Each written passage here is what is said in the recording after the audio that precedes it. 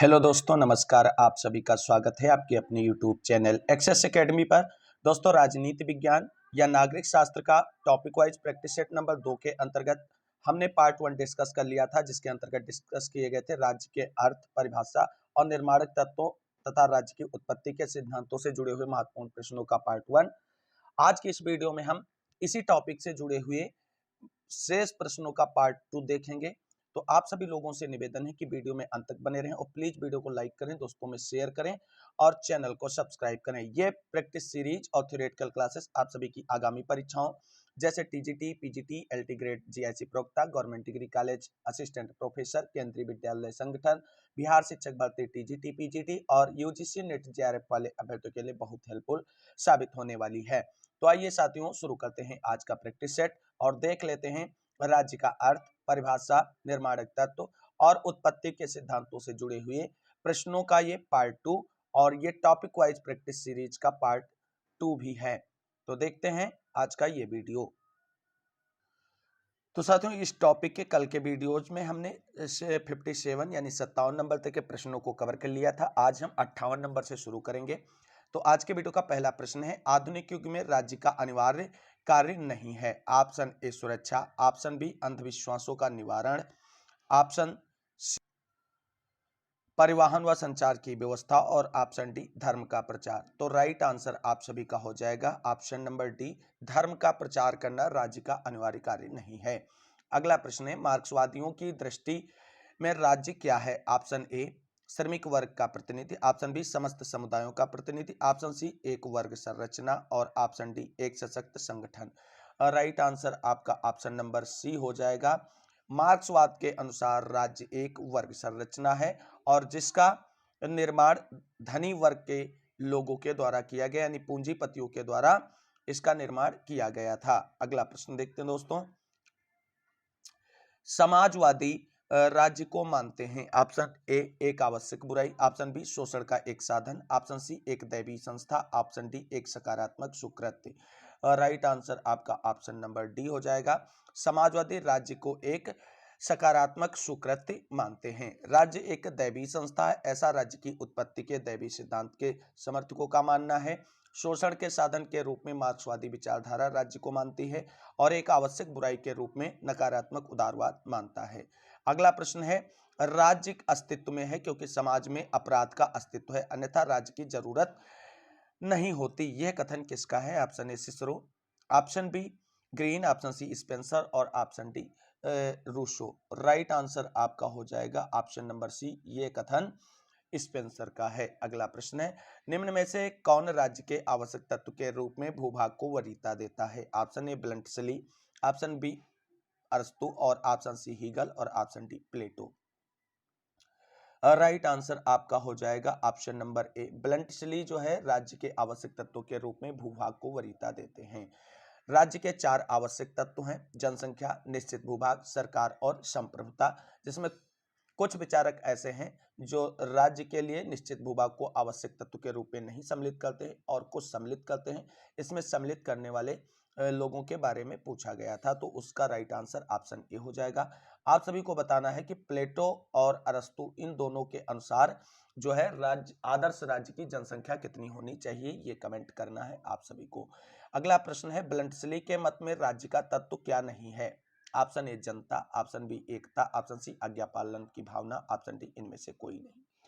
Right answer option number C हो जाएगा। ब्लंटसली के मत में राज्य का तत्व आज्ञा पालन की भावना नहीं है। अगला प्रश्न है, अरस्तु ने राज्य के किस तत्व की गुणवत्ता पर बल दिया है। ऑप्शन ए जनसंख्या की गुणवत्ता, ऑप्शन बी संगठन की गुणवत्ता, ऑप्शन सी तर्क की गुणवत्ता और ऑप्शन डी क्षेत्र की गुणवत्ता। राइट आंसर हो जाएगा ऑप्शन नंबर ए, जनसंख्या की गुणवत्ता पर अरस्तु ने जो है बल दिया है। अगला प्रश्न है, निम्न में से कौन भूमि को राज्य का आवश्यक तत्व नहीं मानता है। Option A Leon, option B Digby, option C Seeley और ऑप्शन डी उपरोक्त सभी।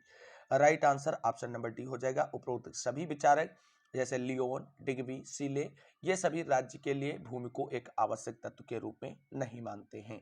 अगला प्रश्न है, राज्य को बहुधा किस चीज का पर्याय समझा जाता है। ऑप्शन ए राष्ट्र, ऑप्शन बी परिवार, ऑप्शन सी समूह और ऑप्शन डी इनमें से कोई नहीं। राइट आंसर हो जाएगा ऑप्शन नंबर सी, राज्य को बहुधा जो है समूह का पर्यायवाची समझा जाता है।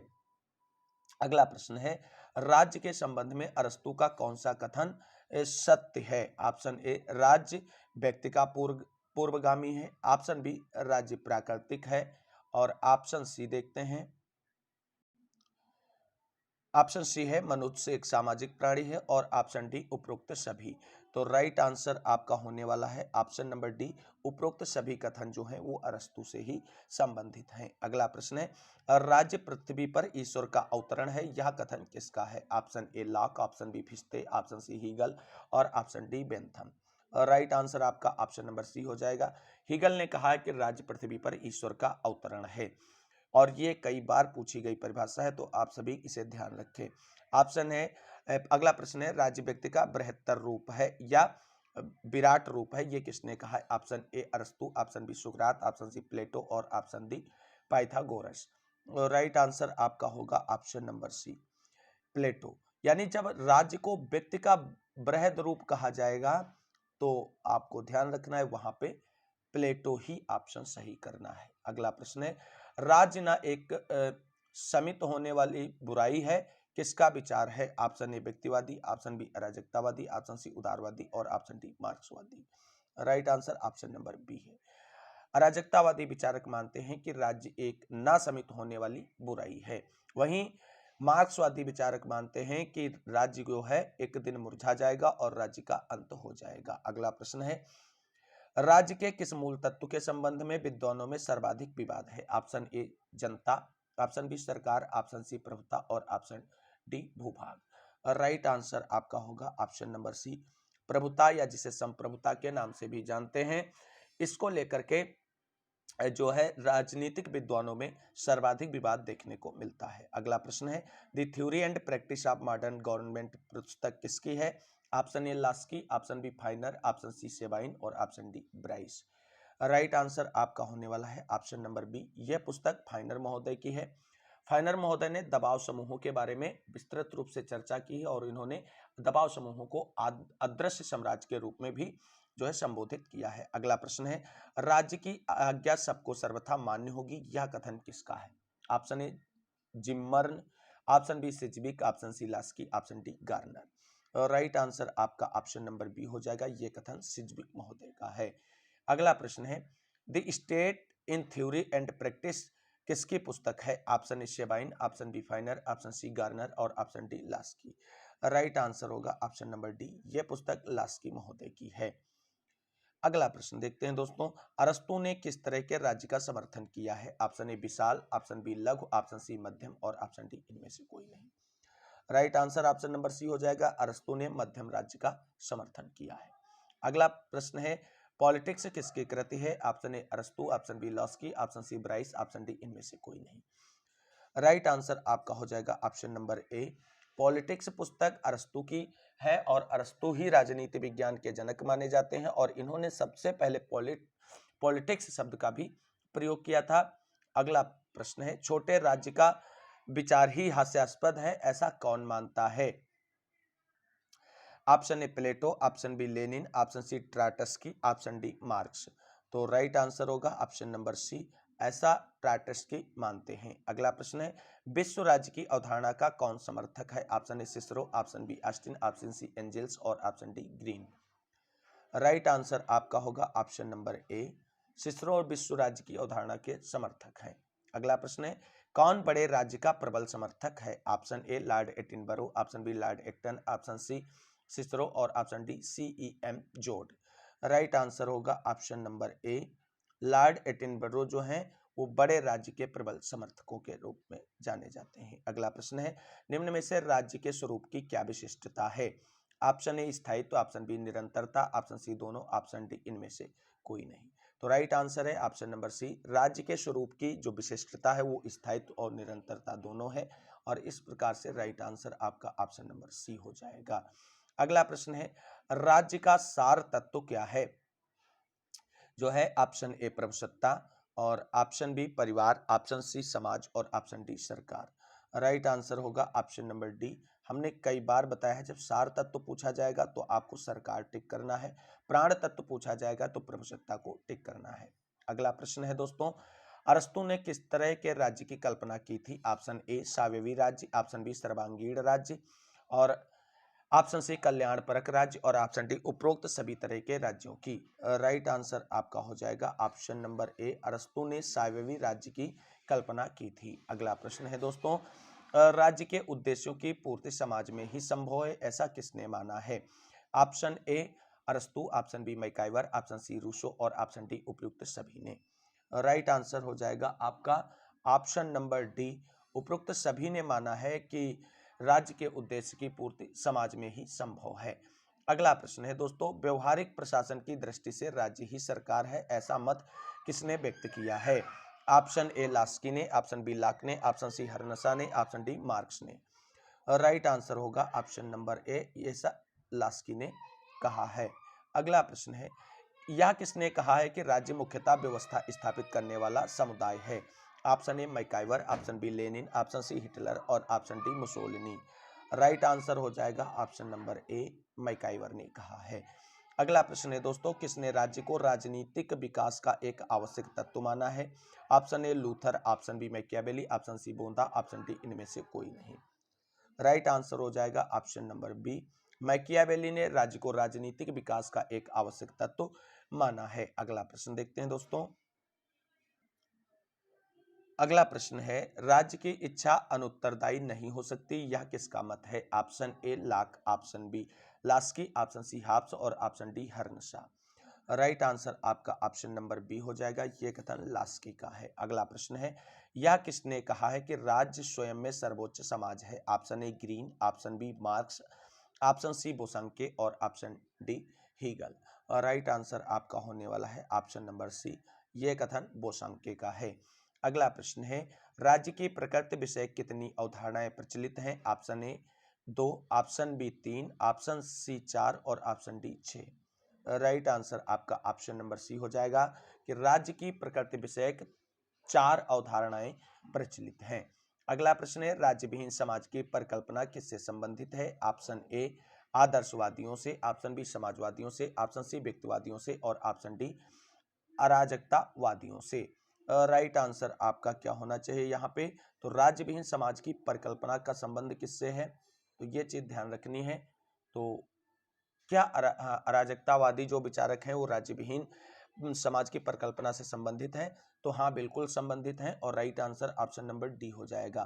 क्योंकि आप सभी लोग जानते हैं, भारतीय विचारकों के अंतर्गत महात्मा गांधी अराजकतावादी राजनीतिक दार्शनिक के रूप में सम्मिलित किए जाते हैं, और उनकी भी परिकल्पना जो है राज्य विहीनता से संबंधित है। अगला प्रश्न देख लेते हैं, राज्य नैतिकता का सृष्टा व रक्षक है, यह मान्यता किसकी है? Option A Hobbes, option B Green, option C Hegel, और ऑप्शन डी उपयुक्त सभी। Right answer option number C हो जाएगा, यह मान्यता हीगल की है, और हीगल आपको बता दें आदर्शवादी विचारकों के अंतर्गत सम्मिलित किए जाते हैं। अगला प्रश्न है, राज्य कानून का स्रोत नहीं है, कारण राज्य स्वयं कानून द्वारा मर्यादित है, यह कथन किसका है? ऑप्शन ए क्रेब का, ऑप्शन बी डिग्बी का, ऑप्शन सी दोनों का, ऑप्शन डी किसी का भी नहीं। राइट आंसर ऑप्शन नंबर हो जाएगा सी, यह कथन क्रेब और डिग्बी दोनों का है। अगला प्रश्न है, कौन कहता है कि व्यवहार में राज्य एक सीमित शक्ति मात्र है?